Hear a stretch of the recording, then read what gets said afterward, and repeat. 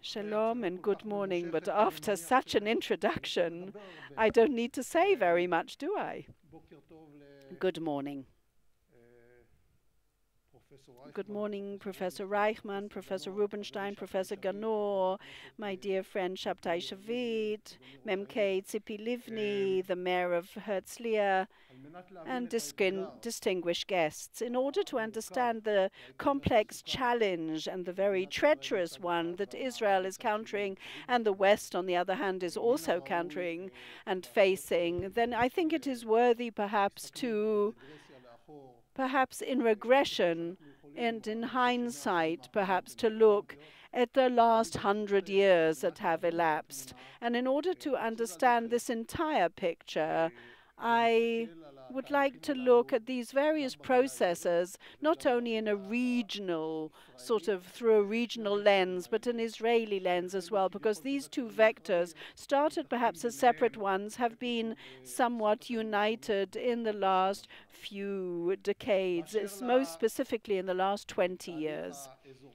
Now, first of all, if we talk about the regional process, 100 years ago, as a result, perhaps, of those various agreements after the First World War, there were various kind of artificial states that were established here. In other words, they weren't here before, and that's why I say artificial, and therefore one can doubt the actual identity of the people that actually reside in these countries and their historical bonds with those countries. And therefore one can say that alongside these three peoples or centers that were historically significantly here in the Middle East, that's in Egypt, Iran, and Turkey, there were a number of artificial ones, Syria, Lebanon, and anyone who knows the history and the various Husseini, Ben Ali, and Faisal, and Abdullah, and other people's countries, and they know how things were swapped and handed over from one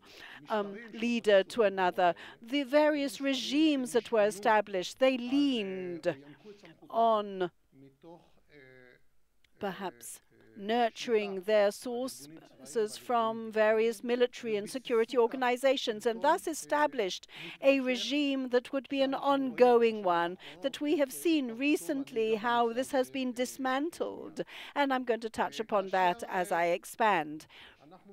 But when we look upon the various processes that are taking place in parallel on the Israeli side, the Zionist side, through that prism, so if we take that same year, 1917, for example,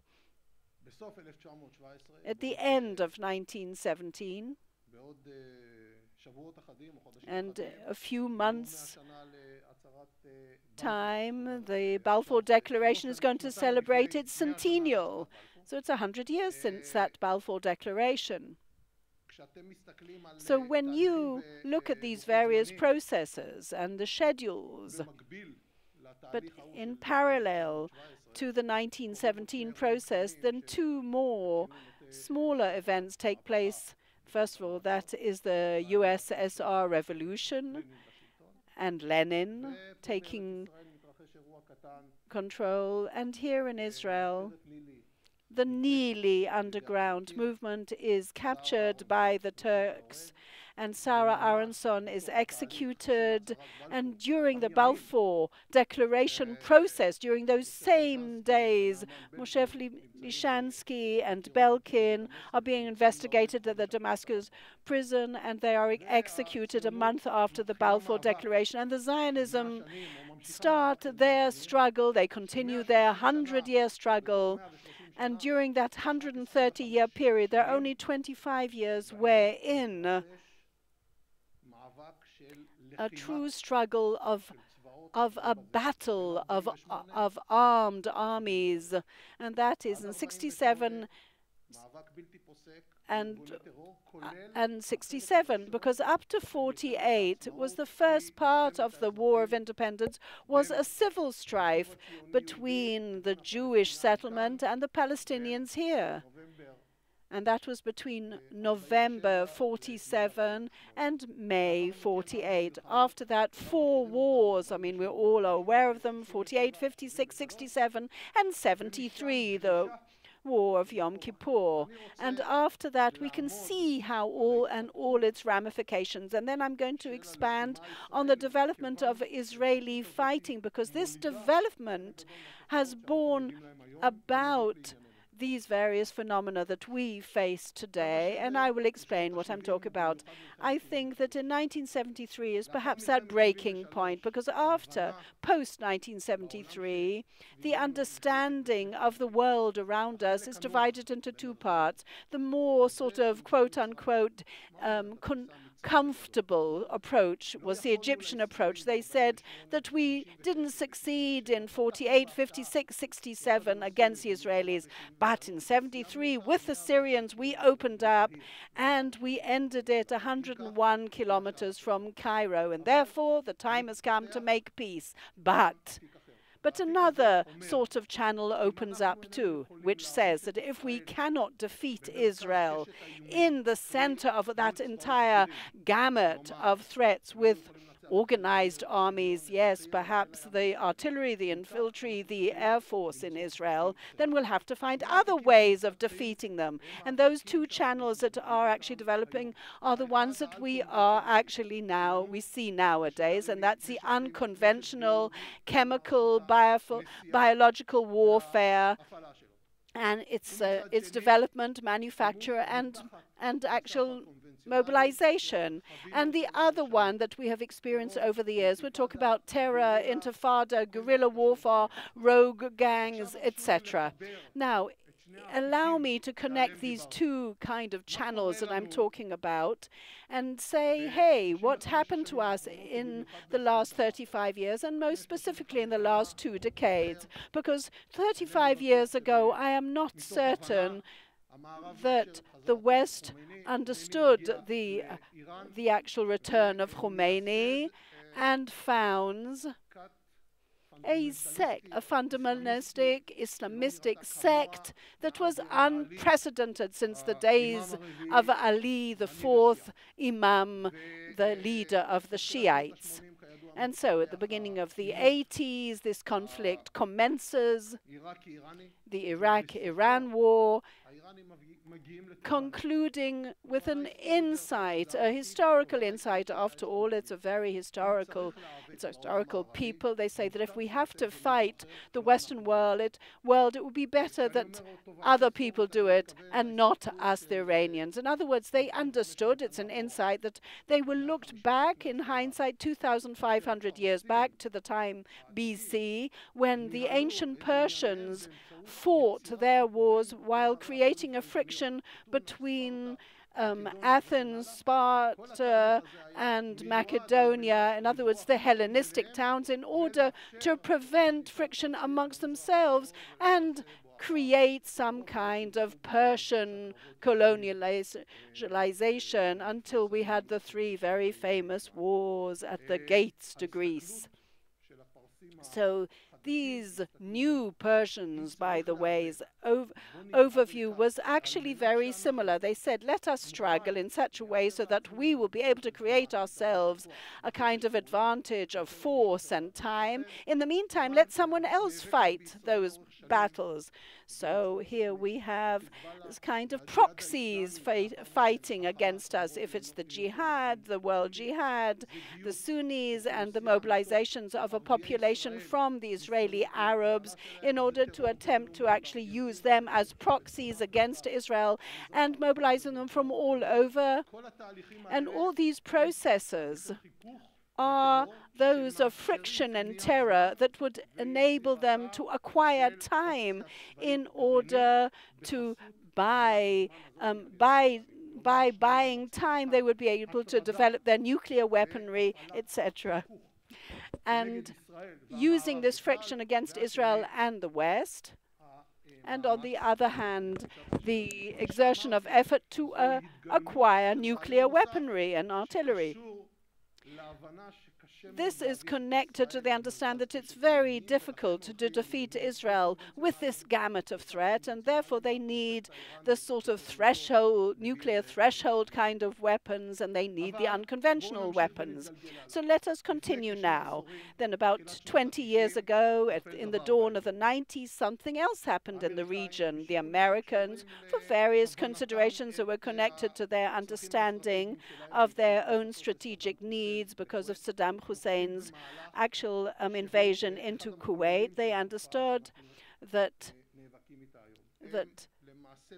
they have actually hit out at the Iraqi war, the Americans, and at the beginning of the 2000 they actually toppled Saddam Hussein, and that they hitting out at the Sunni kind of axis. So in other words, when we're talking about the Sunnis that start from Iran all the way to Beirut, and we can see, and this kind of sort of things under the surface that are bubbling up, they had hoped that they could create one axis with a kind of ground interface between Tehran through Baghdad, Damascus, Beirut.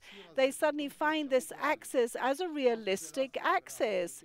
Hafez al-Assad and then Bashar Assad, they side with the Iranians because they too are Alawites, and they understood that although by the way they're not considered Muslims in the normal Muslim world, and through various political agreements and with the various Khomeini and others, and just one link is left, and that is the Sunni link, and the Americans then bring about a situation where there are elections, and there were 2/3 Shiites, yes, Muslim Shiites, and that was obvious, and the first president is elected in Iraq, and the result is that suddenly this axis becomes a realistic one after Maliki takes control of Iraq. So what we can here envision, and what worries us today and concerns us, is what happens as a result to the reaction to all this. What happens, the Sunni world, the Alawite world, what is happening? There is a struggle between two forces, one of them that is represented by bin Laden's approach, mega terror attacks that would create awareness and would mobilize the masses in the Muslim world in order to sympathize with this whole thing and enhance it. And the other one that was expressed by Dalamozan al-Qaeda, and that is led and spearheaded nowadays by the Daesh ISIS forces, initially led by Abu Bakr Baghdadi. They say, let's start with the close territories, and then let's move into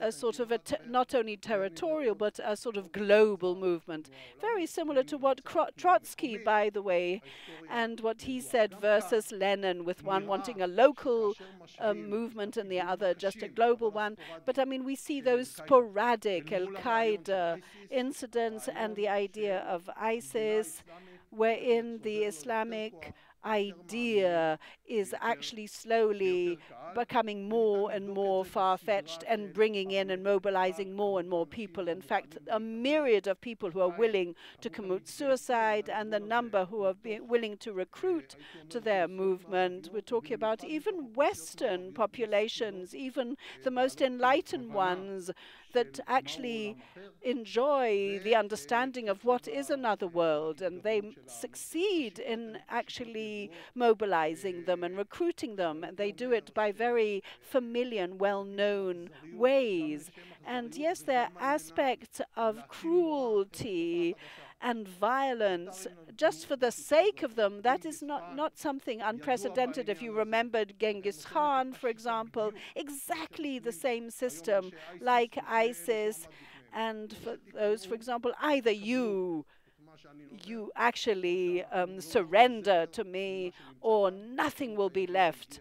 And of course, we know how he reached Eastern Europe.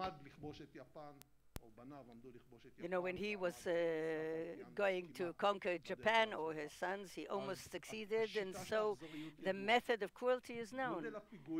The size of the attacks and their force is also familiar, but what's happening in ISIS is the doubling of both. First of all, their industrial possibility to produce terror, and the second is something that has no limits.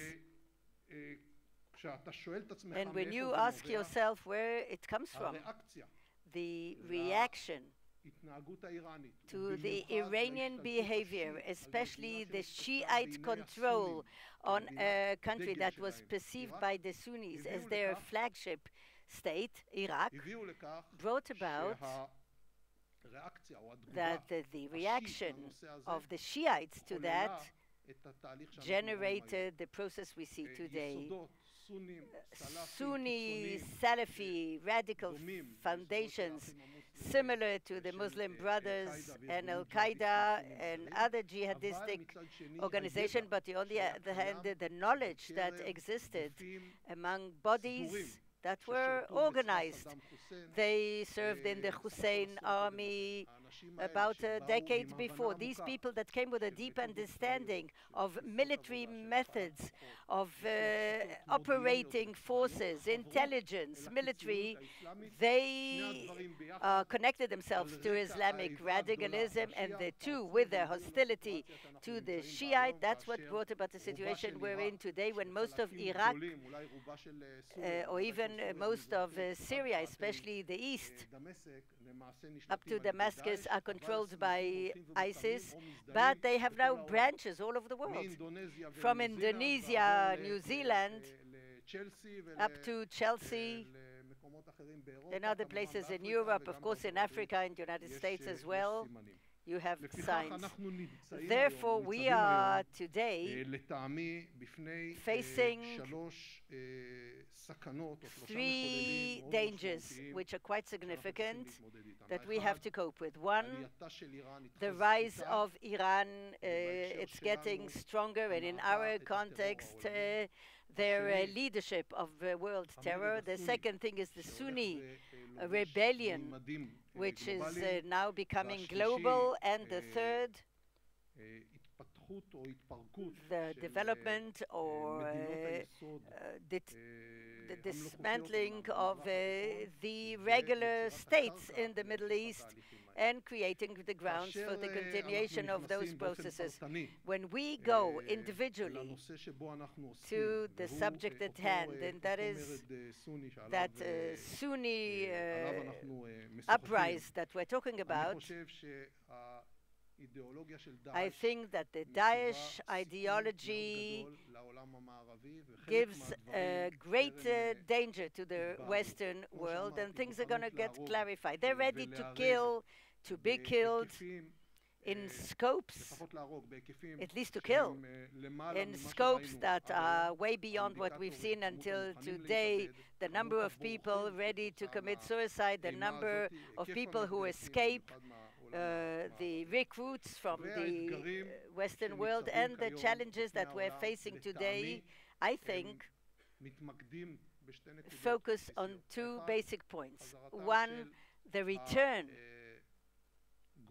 of those exiles or volunteers to their own countries in Europe and the United States will create, first of all, later on networks, and after that, real terrorist attacks, very severe one. And the second thing, which is worse, and that is the danger that an organization like ISIS will get unconventional weaponry and will be ready to use it.